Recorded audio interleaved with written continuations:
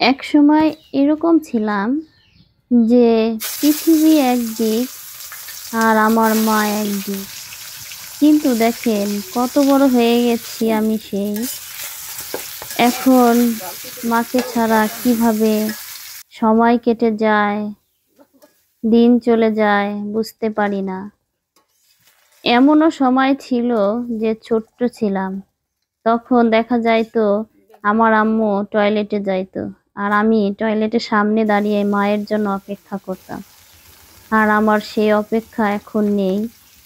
আর সেই ভালোবাসার দিন গুনবো কিভাবে, সেই প্রহরটাও শেষ হয়ে গেছে।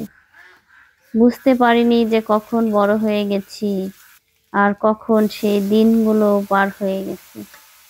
আসলে কি জানেন, এই পৃথিবীতে একটাই জিনিস বোঝার আছে যে পৃথিবী থেকে যে চলে যায় বা না থাকে, আসলে সময় কিন্তু একভাবে না একভাবে কেটেই যায়।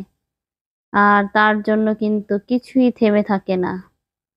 একদিন এরকম কিন্তু সবার জীবনেই হবে যে যে চলে যায় আসলে তার জন্য কিছুই থেমে থাকে না, কোনো না কোনো ভাবে সবকিছুই পার হয়ে যায় দিন শেষে।